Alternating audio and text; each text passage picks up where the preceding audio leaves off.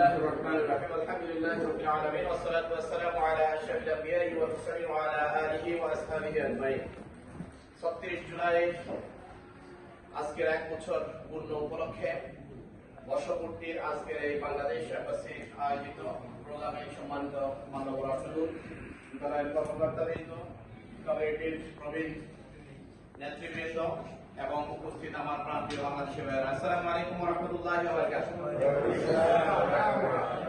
১৭৫৭ সালে ফরাসি আন্দোলনের আমাদের স্বাধীনতার সূত্র অস্তমিত হওয়ার পরে আমরা বারবার লড়ে গিয়েছি শুধুমাত্র নিজেদের সাম্য, মানবিক মর্যাদা এবং সামাজিক সুবিচারের জন্য। আমরা বারবার ষড়যন্ত্রের শিকার হয়েছি, বারবার রক্ত দিয়েছি। আমাদের পূর্বপুরুষরা নিজেদের জীবন বিলীন করে দিয়ে একটি সুন্দর ভূখণ্ড আমাদের জন্য দিয়ে গিয়েছেন। দুর্ভাগ্যক্রমে যারাই আমাদেরকে শান্তি দেওয়ার লক্ষ্যে বাংলাদেশের ক্ষমতার মসনদে আসীন হয়েছেন, সময়ের ব্যবধানে যারাই একটু সময় পান, তারা আমাদেরকে শোষণের সর্বোচ্চ আমাদের পরিস্থিতি দৌড়া চালিয়েছেন। আর এই উজ্জ্বল দৃষ্টান্ত হচ্ছে দীর্ঘ ১৫-১৬টি বছর আমরা যাদের অধীনে ছিলাম, মাতৃভূমি বাংলাদেশ কিভাবে অরক্ষিত ছিল সেটা ৩৬ জুলাইয়ের আন্দোলন না হলে আমরা বুঝতাম না। আমরা দেখেছি আমাদের এয়ারপোর্ট দিয়ে যারা পালিয়ে গিয়েছে অন্য দেশের, আমাদের দেশের সোলজারদের শর্ট করে কোট করে আমাদের দেশের অস্ত্র নিয়ে কিভাবে এয়ারপোর্ট দিয়ে পালিয়ে গিয়েছে, সকলে দেখেছে সোশ্যাল মিডিয়াতে। আমরা দেখেছি আমাদের বিভিন্ন ষড়যন্ত্রমূলক যে সকল প্রাসাদ রয়েছে, সে প্রাসাদে কিভাবে হেলিকপ্টার করে এসে, ধুতি পরে এসে মিটিং করে আবার পালিয়ে গিয়েছে। আমরা জানতাম না আমাদের দেশ নিয়ে কি ষড়যন্ত্র হয়েছে। আমরা এখনো জানি না গত ১৫ বছরে গত ৩ বারের যারা ক্ষমতায় ছিলেন তারা কি কি চুক্তি করে গিয়েছেন।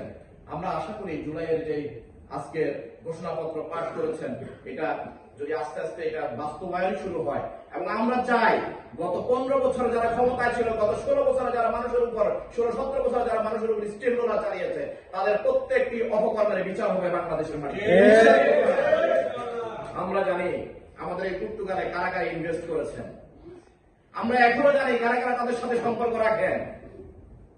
আমরা স্পষ্ট করে দিতে চাই, আমরা কখনো কোন আইনের বিরুদ্ধে কোনো কাজ করি না। আইনের মধ্যে থেকেই তাদেরকে বাংলাদেশে তাদের সকল তথ্য উপাত্ত দিয়ে আমরা তাদেরকে বাংলাদেশে সাপোর্ট করতে চাই, যদি আমাদের এই মহামান্য রাষ্ট্রদূত আমাদের পক্ষে থাকেন। তাহলে আমাদের দেশের ব্যাংকগুলোকে খালি করা হয়েছে বিভিন্ন উন্নয়ন প্রজেক্টের নাম করে, বিভিন্ন প্রকল্পের নাম করে আমাদের ব্যাংকগুলোকে খালি করে দেওয়া হয়েছে, বিভিন্ন জায়গা থেকে লোন নেওয়া হয়েছে।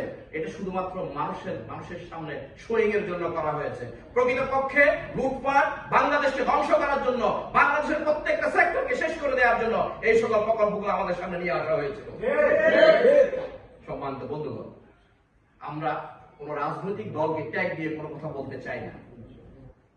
আমাদের সন্তানরা যেভাবে, আমাদের ভাইয়েরা যেভাবে নিজেদের রক্ত দিয়ে পুরো রাজপথকে পিচ্ছিল করে দিয়েছে, রক্তের বন্যা ভাসিয়ে দিয়ে, রক্তের বন্যার কারণে একটি সুন্দর বাংলাদেশ গঠন করার জন্য, একটা পরিবেশ পরিবর্তন করে আমাদেরকে একটি সুন্দর বাংলাদেশ উপহার দেওয়ার জন্য যে পরিবর্তন এনে দিয়েছে, নতুন করে আমাদের এই প্রিয় মাতৃভূমি বাংলাদেশের স্বাধীনতা সার্বভৌমত্বের জন্য যদি কেউ হুমকি হয়, তাহলে শুধু আমাদের সন্তানরা নয়, আমাদের ছাত্ররা নয়, আমাদের প্রবাসী যে সকল বাংলাদেশিরা রয়েছে, সবাই একসাথে মার্চ করে বাংলাদেশে গিয়ে তাদেরকে প্রতিহত করার জন্য সবাই ঐক্যবদ্ধ থাকবে। আমরা আর কোন ফ্যাসিস্ট সরকারকে বাংলাদেশের ক্ষমতার মসনদে দেখতে চাই না। আমরা আর কোন লুটেরাদেরকে বাংলাদেশের ক্ষমতার মসনদে দেখতে চাই না। আমরা বাংলাদেশে দেখতে চাই এমন দেশপ্রেমিক রাষ্ট্রপ্রধান যে নিজের সকল কিছুকে ত্যাগ করে জনগণের জন্য দিয়ে দিবেন। আমরা এটা দেখতে চাই আমাদের যারা বিভিন্ন জায়গায় এমপি হবেন, জনপ্রতিনিধি হবেন, তাদের জনপ্রতিনিধি হওয়ার আগে তাদের যে অবস্থা, অর্থনৈতিক অবস্থা এবং ক্ষমতা থেকে যাওয়ার পরে তাদের অবস্থা আমরা জনগণ ক্লিয়ার দেখতে চাই। আমরা দেশপ্রেমিক প্রবাসীরা আমাদের পক্ষ থেকে আমরা এটা জানাতে চাই, আমরা দেশটাকে খুব বেশি ভালোবাসি। আমরা শুধু রেমিটেন্স যোদ্ধা তা নয়, আমরা দেশপ্রেমিক জনগণ। আমাদের দেশের স্বাধীনতা, সার্বভৌমত্ব, দেশের অর্থনৈতিক সমৃদ্ধি আনার জন্য আমাদের পক্ষ থেকে যত কিছু করণীয় আমরা সেটা করব। কিন্তু তার পাশাপাশি দেশের ভিতরে থেকে কেউ যদি দেশকে তিলে তিলে শেষ করে দিতে চায়, সেটাকে আমরা সহ্য করব না। ইনশাআল্লাহ। আমরা চাঁদাবাজদেরকে পছন্দ করি না, করব না। চাঁদাবাজ কারা, চাঁদাবাজি কারা করে, এটা আমরা কোন দলকে মেনশন করছি না।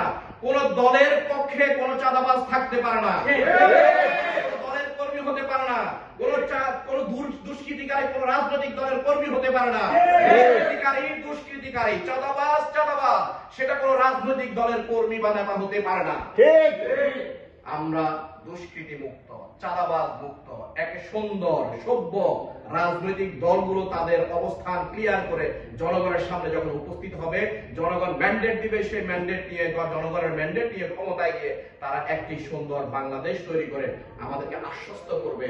আমাদের সন্তানরা, আমাদের ছাত্রপুত্ররা, আমাদের বাবারা, আমাদের আবার বিদ্যা বনিতা রক্ত দিয়ে যে বাংলাদেশ এনে দিয়েছে, সেই বাংলাদেশে ওনারা উপহার দিয়েছে একটি সুন্দর সমৃদ্ধ অর্থনৈতিক উন্নয়নের একটি সুন্দর বাংলাদেশ। আমরা সেটা দেখাবো।